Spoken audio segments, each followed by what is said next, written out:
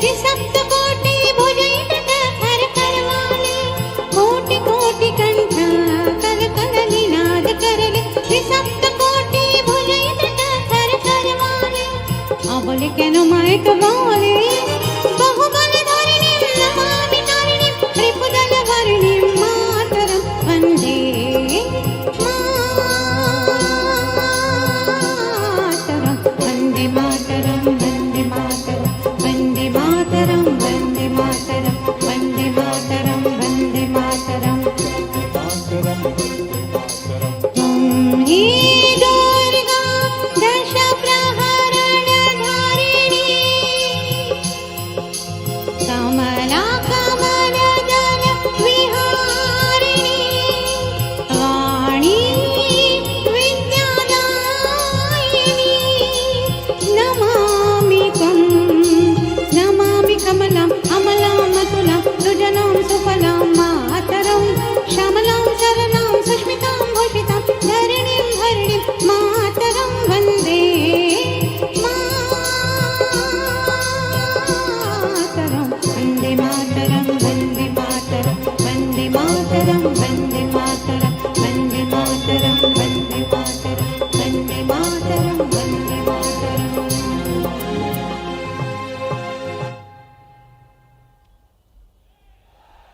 बहुत बहुत धन्यवाद। कृपया ससम्मान आदर सहित। तो राजधानी भोपाल में कौशल उन्नयन महाकुंभ कार्यक्रम ग्लोबल स्किल पार्क में सीएम शिवराज सिंह चौहान पहुंचे हुए हैं और अब से कुछ देर में कार्यक्रम की शुरुआत भी होगी। माननीय मुख्यमंत्री श्री शिवराज यशोधरा राजे सिंधिया आपको नजर आ रही होंगी। तो कौशल उन्नयन महाकुंभ, प्रदेश के मुखिया सीएम शिवराज भी इस कार्यक्रम में पहुंचे हुए हैं। उत्तरोत्तर संवर्धन की एक कोशिश हो। इसके अलावा जो इंडस्ट्री एक बहुत बड़ा स्टेक होल्डर है, उनके साथ भी हम एमओयू यानी अनुबंध अब हस्ताक्षरित करने जा रहे हैं। हम गायत्री परुलकर जी को आमंत्रित करेंगे, वे विस्तार से इसके बारे में जानकारियां देंगी और सभी को यहां आमंत्रित करेंगे। माननीय मुख्यमंत्री जी के समक्ष ये एमओयू यहां पर साइन किए जाएंगे।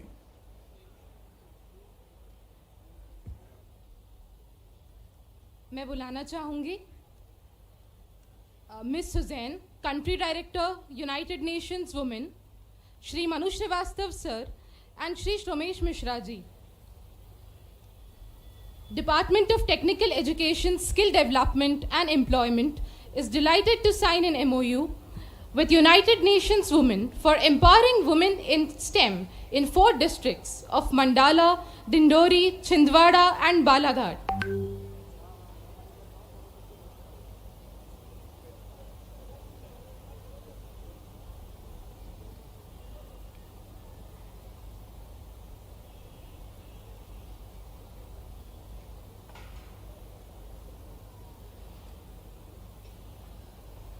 Thank you, sir.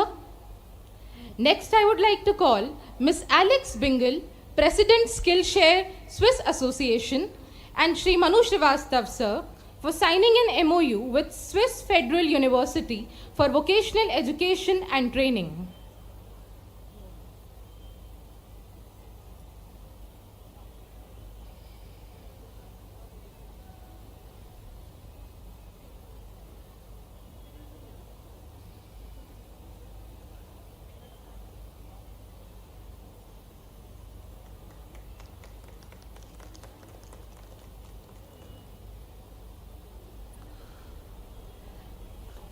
I would like to call upon Shri Suhas Joshi sir, Director IIT Indore, Sheetla Patle ma'am and Sumesh Mishra sir for signing an MOU with IIT Indore for short skilling programs.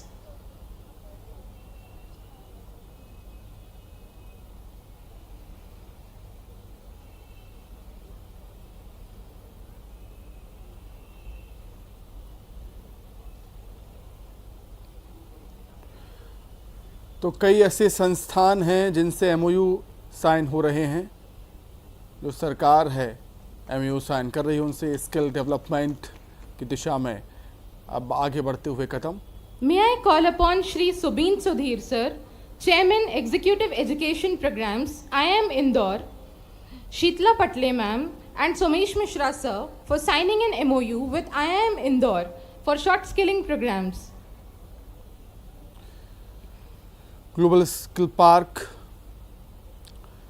और युवाओं में skill development के लिए ये MOU sign होते हुए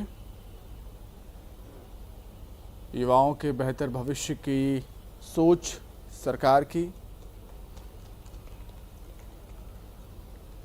जो विभिन्न May I call संस्थानों upon से MOU Atharva साइन हो रहे Pondarik हैं। sir, Sheetla Patle ma'am and Somesh Mishra with Indian Institute of Technology Rupar for Artificial Intelligence and Machine Learning.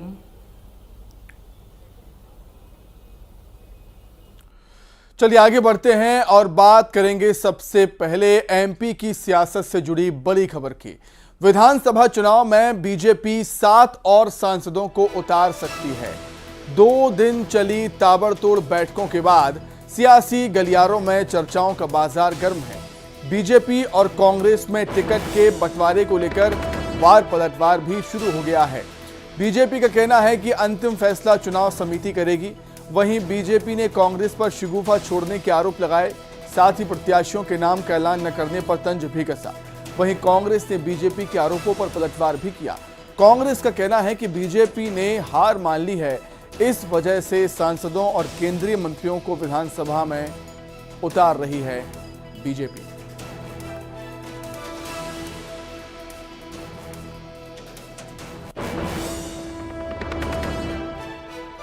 Madhya Pradesh में 7 और सांसदों को विधानसभा चुनाव में उतारने की तैयारी है बीजेपी की।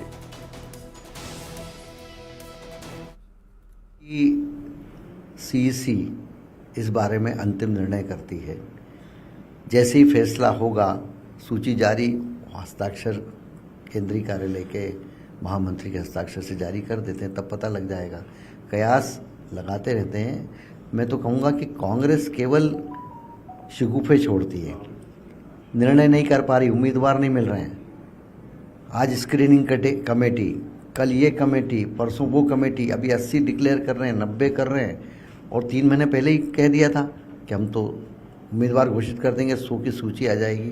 जनता पार्टी इस बात को समझ चुकी है, अपनी हार को मैं समझती हूँ कबूल कर चुकी है, और यही वजह है कि वो अपने सांसदों को और कैबिनेट मिनिस्टर्स को चुनाव में उतार रही है एक तरफ, और दूसरी तरफ शिवराज सिंह चौहान की टिकट के ही लाले पड़े हुए हैं। शिवराज सिंह चौहान जनता से पूछते नजर आ रहे हैं कि मैं लड़ूं या ना लड़ूं। वो अपने आप में दिखा रहा है कि वो किस तरह उनके केंद्रीय नेतृत्व पे प्रेशराइज करने की कोशिश कर रहे हैं, इस तरह की नौटंकी करके।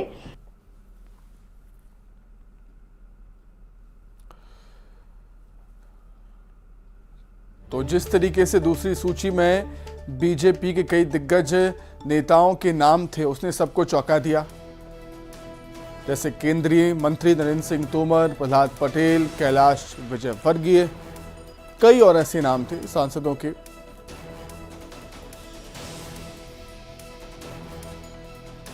तो अब और एक और खबर यह है कि आने वाली सूची में और भी सांसद और भी बड़े नाम हो सकते हैं विधानसभा चुनाव के लिए। इसी पर अधिक चर्चा करने के लिए सीधे हम राजधानी भोपाल का रुख करेंगे। हमारे सहयोगी वासु हमारे साथ जुड़ गए हैं। वासु, दूसरी सूची ने, बीजेपी की दूसरी सूची ने सबको चौंका दिया और कहा यह भी जाता है कि बीजेपी अपने फैसलों से सबको चौंकाती भी है। दूसरी सूची में हमने देख लिया। अब जब अगली वाली सूची आनी है, आने वाली सूची में अब खबरें ये हैं कि 7 और सांसदों को विधानसभा चुनाव का टिकट बीजेपी देगी। मतलब एक अलग ही रणनीति के तहत काम करती हुई बीजेपी पार्टी आने वाले विधानसभा चुनाव के लिए। वासु, निश्चित तौर पर सुमित, देखिए दूसरी सूची जिस तरीके से बीजेपी की जारी हुई थी और उसमें 7 सांसदों के नाम थे, केंद्रीय मंत्री भी उसमें शामिल थे, और कहीं ना कहीं इस लिस्ट ने सबको हैरत में डाल दिया था। अच्छे जो पॉलिटिकल को समझने वाले लोग हैं और एनालाइज करने वाले लोग हैं, उन्होंने भी नहीं सोचा था कि एक लाइन से तमाम दिग्गजों को बीजेपी चुनावी मैदान में उतारने का काम कर सकती है। अब आप देखें तो मध्य प्रदेश में 29 लोकसभा की सीटें, 29 में से 28 सीटों पर बीजेपी के सांसद, जिनमें से 7 को टिकट दिया जा चुका है, और अगर 7 को और टिकट इंडिकेट मिलता है, जिस तरीके की खबरें आ रही हैं और जिस तरीके की अंदर खाने कहीं ना कहीं सियासी शोरगुल उठता हुआ दिखाई दे रहा है, तो आप ये समझिए कि मध्य प्रदेश के आधे सांसद जो हैं वो विधानसभा का चुनाव लड़ते हुए नजर आएंगे। और इससे साफ तौर पर अगर देखा जाए तो बीजेपी की स्ट्रैटेजी है कि बड़े नेता अगर चुनावी मैदान में उतरेंगे तो ना सिर्फ उनकी सीट पर बल्कि आसपास की जो 3-4 सीटें होंगी या जिले की जो दूसरी विधानसभा सीटें होंगी उस पर भी उसका जो असर है वो देखने को मिलेगा और वहां से बीजेपी को पॉलिटिकल माइलेज मिल सकता है। इस तरीके से बीजेपी जो है वो अपना एक रणनीति सेट करती हुई यहां पर नजर आ रही है, सियासी, क्षेत्रीय और जातीय समीकरणों को साधती हुई नजर आ रही है। 2018 में जिस तरीके से जब चुनाव के परिणाम आए थे, कुछ सीटों से बीजेपी पीछे रह गई थी, हालांकि वोट शेयर बीजेपी का ज्यादा था, कांग्रेस का 40% के करीब और बीजेपी का 41 पॉइंट कुछ फीसदी वोट शेयर जो है वो आया था। बीजेपी चाहती है कि जो उसका 51% वोट शेयर लक्ष्य हासिल करने का एक टारगेट है उसको हर हाल में पूरा किया जाए। यही वजह है कि मध्य प्रदेश के नेता, चाहे मुख्यमंत्री शिवराज सिंह चौहान हो, वी.डी. शर्मा हो, वो तो लगातार अपना प्रचार प्रसार कर रहे हैं, काम कर रहे हैं, लेकिन केंद्र की टीम भी लगातार मध्य प्रदेश में डेरा डाली हुई है। पीएम मोदी, केंद्रीय गृह मंत्री अमित शाह, भूपेंद्र यादव, अश्विनी वैष्णव जैसे तमाम बड़े नेता जो हैं वो लगातार मध्य प्रदेश में काम कर रहे हैं। नरेंद्र सिंह तोमर को महत्वपूर्ण जिम्मेदारी पहले ही दे दी गई थी चुनावों को लेकर, लेकिन उसके साथ साथ उन्हें दिमनी सीट से चुनावी मैदान में भी उतारा है ताकि ग्वालियर चंबल के जो समीकरण है वो कहीं ना कहीं बीजेपी के लिए मैनेज हो जाए। अब और सांसदों के जो नाम है उनको लेकर चर्चा का दौर जो है वो शुरू हो गया है और ये भी माना जा रहा है कि न सिर्फ लोकसभा के बल्कि जो राज्यसभा के सांसद हैं, चाहे वो सुमेर सिंह सोलंकी हो, जोधिया, इनके नामों को लेकर भी कहीं ना कहीं राजनीतिक गलियारों में अंदर खाने चर्चाओं का दौर शुरू हो गया है कि ये नेता भी अब चुनावी मैदान में उतर सकते हैं। तो थोड़ा सा इंतजार और करना होगा क्योंकि मुझे नहीं लगता सुमित अब सूची जारी होने में ज्यादा दिनों का वक्त लगेगा, क्योंकि ये संभवतः माना जा रहा है कि अगले 3 से 4 दिनों में मध्य प्रदेश में आचार संहिता लग सकती है। और अभी अगर बीजेपी की बात की जाए तो करीब 150 सीटों पे और अभी प्रत्याशी घोषित होने बाकी हैं। हालांकि कांग्रेस की अभी एक भी सूची नहीं आई है, लेकिन फिर भी अभी बड़ी सीट्स हैं और कई महत्वपूर्ण क्षेत्र हैं जहां पे बीजेपी को प्रत्याशियों की घोषणा करनी है और वहां से चौंकाने वाले नाम निकलकर सामने आ सकते हैं। इससे किसी भी सूरत में इनकार नहीं किया जा सकता क्योंकि 2023 का जो विधानसभा का चुनाव है सुमित, वो अपने आप में बेहद खास है और कई मायनों में जो समीकरण है वो भी काफी ज्यादा बदले हुए इस वक्त दिखाई दे रहे हैं, नजर आ रहे हैं। जी बिल्कुल, और जिस तरीके से कांग्रेस ये कह रही है वासु की बीजेपी डरी हुई है, बीजेपी ने हार मान ली है और यही वजह है कि दिग्गजों को टिकट दिए जा रहे हैं, वो कांग्रेस की अलग बात है, लेकिन बीजेपी की अपनी एक रणनीति है। जैसा कि आपने भी कहा कि जो दिग्गज उतरेंगे उस सीट पर तो प्रभाव पड़ेगा ही, आसपास की सीट पर भी प्रभाव पड़ेगा, कार्यकर्ताओं में एक नई ऊर्जा का संचार होगा, एक नया करंट, अंडर करंट पैदा होगा। ये कहीं ना कहीं बीजेपी की कोशिश है और बीजेपी की यही रणनीति है। और विधानसभा चुनाव भी हैं और आने वाले लोकसभा चुनाव भी हैं, तो एक तीर से कई निशाने लगाने की कोशिश है बीजेपी की वासु इन सूचियों के जरिए। निश्चित तौर पर सुमित देखिए, एक तीर से कई निशाने लगाने की बीजेपी की कहीं ना कहीं कोशिश है, क्योंकि बीजेपी के लिए ना सिर्फ मिशन अगर आप 2023 की बात करें बल्कि उसके साथ साथ बीजेपी पैरेलली मिशन 2024 को लेकर भी यहां पर चुनावी मैदान में आगे बढ़ती हुई नजर आ रही है। और बीजेपी ने कहीं ना कहीं इसी के जरिए जो आने वाली सियासी एक पारी है उसको लेकर भी तैयारियां जो हैं वो शुरू कर दी हैं, क्योंकि विधानसभा चुनाव होने और उसके 3 से 4 महीने बाद लोकसभा के चुनाव भी होने और बीजेपी इन चुनावों को किसी भी कीमत में कमतर नहीं ले रही है, क्योंकि अगर आप 2023 के विधानसभा चुनाव में बेहतर करेंगे तो उसका कहीं ना कहीं पॉलिटिकल फायदा आपको 2024 के विधानसभा चुनावों में भी मिलेगा। इसलिए पुरजोर दम लगाती हुई बीजेपी दिखाई दे रही है, ना सिर्फ मध्य प्रदेश में बल्कि आप राजस्थान चले जाइए, आप छत्तीसगढ़ में देख लीजिए, वहां पर भी कुछ इसी तरीके के जो हालात हैं, पूरा दमखम बीजेपी लगाती हुई नजर आ रही है, क्योंकि 5 राज्यों में साल के अंत में विधानसभा के चुनाव हो रहे हैं और इसके ठीक 3-4 महीने बाद 24 के चुनाव होंगे। तो इन 5 राज्यों से एक बड़ा मैसेज कहीं ना कहीं जाने वाला है। दूसरी ओर बीजेपी इन टिकट वितरण को लेकर और जिस तरीके से बीजेपी ने दिग्गजों को मैदान में उतारा है, उससे ये भी मैसेज बीजेपी ने देने का काम किया है कि संगठन सबसे बड़ा है, पार्टी जो कहेगी वो तमाम नेताओं को मानना होगा। और यही वजह है कि ये सारे नेता अब अपने अपने चुनावी क्षेत्र में पहुंच रहे हैं और लोगों के बीच प्रचार प्रसार में भी जुट चुके हैं। अब देखना होगा कि आने वाली सूचियों में और कौन से नाम निकल कर सामने आते हैं, क्योंकि अगर आप 2018 का चुनाव उठाकर देखेंगे तो बीजेपी के कई दिग्गज चेहरे थे जो मंत्री थे, लेकिन मंत्री रहते हुए भी वो विधानसभा का चुनाव हार गए थे और बीजेपी सरकार बनाने में नाकामयाब हो गई थी। यही वजह है कि बीजेपी इस बार हर एक कदम फूंक फूंक कर रखती हुई दिखाई दे रही है और किसी भी सूरत में कोई चांस लेने की स्थिति में नजर नहीं आ रही। जी बिल्कुल बिल्कुल वासु। और जब बीजेपी की तरफ से केंद्रीय मंत्री सांसद चुनावी मैदान में होंगे तो कांग्रेस के लिए चुनौतियां तो खड़ी होनी ही हैं, जाहिर सी बात है। अगर हम बात करें अमित शाह की, अमित शाह ने लगातार एमपी का दौरा किया और राजनीति के चाणक्य वो कहे जाते हैं, तो कहना गलत नहीं होगा कि राजनीति के चाणक्य ने एक चक्रव्यूह रच दिया है कांग्रेस के लिए। निश्चित तौर पर देखिए, अमित शाह की रणनीति बीजेपी के लिए कई चुनावों में खासी कारगर रही है, ना सिर्फ मध्य प्रदेश में बल्कि मध्य प्रदेश के पहले भी जिन राज्यों में चुनाव हुए हैं, या फिर अगर आप लोकसभा के चुनाव देखें 2014 में बीजेपी ने जो प्रचंड बहुमत से सरकार बनाई थी, 2019 में उस पर भी ज़्यादा बीजेपी बैटर करती हुई नजर आई और उसी समय से बीजेपी के चाणक्य के रूप में अमित शाह की स्थापना कहीं ना कहीं हुई थी। और लगातार मध्य प्रदेश के चुनावों की कमान, ये कहना गलत नहीं होगा कि अमित शाह ने भी अपने हाथों में ली हुई है स्ट्रैटेजी मेकिंग से लेकर कैंपेन तक और कैंपेन से लेकर टिकट वितरण तक, इन सभी जो महत्वपूर्ण चिंतन के विषय अब देखने वाली बात होगी कि ये जो नई रणनीति है, नया फॉर्मूला है, कितना कारगर साबित होगा बीजेपी के लिए। बहुत शुक्रिया वासु आपके जुड़ने के लिए, तमाम बातचीत के लिए आपका बहुत धन्यवाद। चलिए आगे बढ़ते हैं, बात करेंगे छत्तीसगढ़ की। अंबिकापुर के लोधिमा के रहने वाली एक मरीज के साथ इलाज के दौरान फ्रॉड हो गया। जिले के सरकारी मेडिकल कॉलेज अस्पताल में पेट दर्द का इलाज करवाने आई मरीज को डॉक्टर ने छल से निजी अस्पताल भेज दिया। परिजनों का आरोप है कि डॉक्टर ने पहले कहा कि आयुष्मान कार्ड के अंदर इलाज हो जाने की बात की, फिर परिजनों से मोटी रकम की मांग शुरू कर दी। बता दें कि कई सरकारी डॉक्टर सरकारी अस्पताल में आए मरीज को अपने निजी अस्पताल बुलाकर इलाज के बहाने मोटी रकम वसूलने का काम कर रहे हैं। मामले की गंभीरता को समझते हुए जिला कलेक्टर ने जांच कर उचित कार्रवाई का आश्वासन दिया। आपातकालीन में दिखवाई तो आपातकालीन वाले बोले और कुछ दवाई लिख दिए थे, सोनोग्राफी करवा लेना सुबह। तो सोनोग्राफी करवाने के लिए सुबह आई तो सोनोग्राफी में बोले कि 3 तारीख के बाद आना, क्योंकि एडमिट वाले का करवा रहे हैं हम लोग। तो फिर उसके बाद मैं बोली इतना वेट क्यों करूं 3 दिन तक। तो फिर क्या बोलते हैं देववाला में करवाई। फिर उसके बाद रिपोर्ट लेकर के गई तो रिपोर्ट में तो पहले ही पता चल गया था जहाँ पे सोनोग्राफी करवाई कि बच्चेदानी में सूजन है, गांठ है। फिर उसके बाद सरकारी हॉस्पिटल 5 नंबर में दिखाई तो लोग बोले कि नहीं यहाँ इसका कोई इलाज नहीं हो पाएगा, आप महिला कोई लेडीज़ के पास चले जाइए और वहाँ ये कुछ बाइस्कोपी कुछ इलाज होता है, ये चेकअप होता है, वो चेकअप होगा। अगर कैंसर होगा तो ऑपरेशन करना पड़ेगा और नहीं होगा तो नॉर्मल सी दवाई खा करके ठीक हो जाएंगे।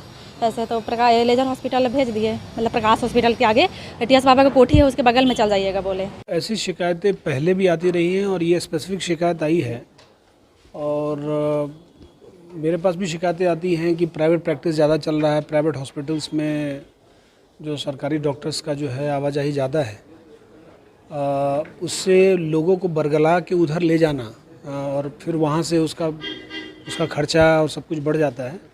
ये बिल्कुल गलत बात है। और इसमें जो भी संबंधित डॉक्टर हैं, मैं डीन और एमएस दोनों से एक बार डॉक्टर्स की रिव्यू भी लूँगा और डॉक्टर्स को अपील भी करना चाहूँगा कि ज़िला अस्पताल में जो मरीज़ आते हैं वो शासन की सारी योजनाएं वहाँ पे संचालित होती हैं। डॉक्टर्स को एनएचएम और डीएमएफ से दोनों से मिला के सैलरी मिलती है और वो सैलरी अच्छी खासी सैलरी है। तो उनको इन सब चीज़ों से परहेज़ करना चाहिए। और कोई व्यक्ति अगर प्राइवेट हॉस्पिटल में भेज रहा है जहाँ पे उसका प्राइवेट प्रैक्टिस चल रहा है तो इसमें जो है फिर लीगल एक्शन मुझे लेना।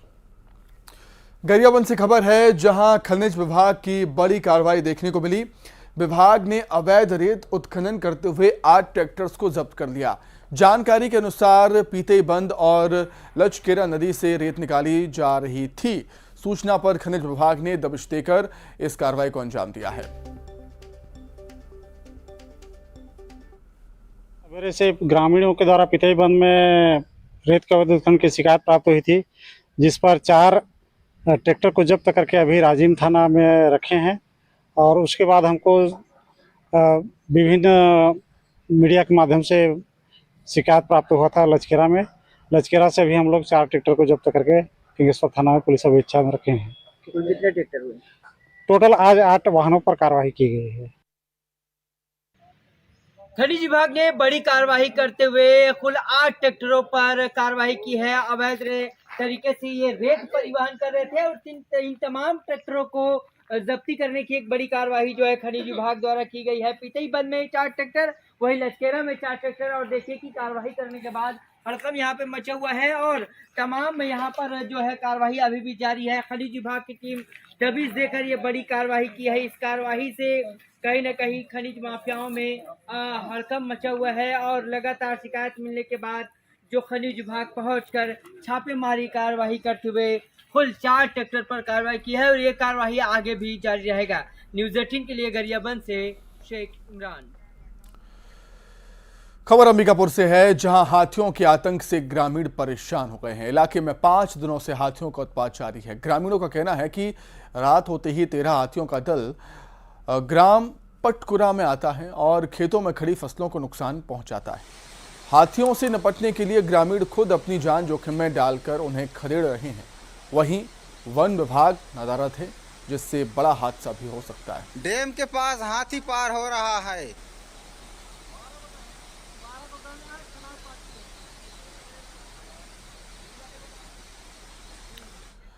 आइए सीधे राजधानी भोपाल का रुख करेंगे, जहां पर सीएम शिवराज सिंह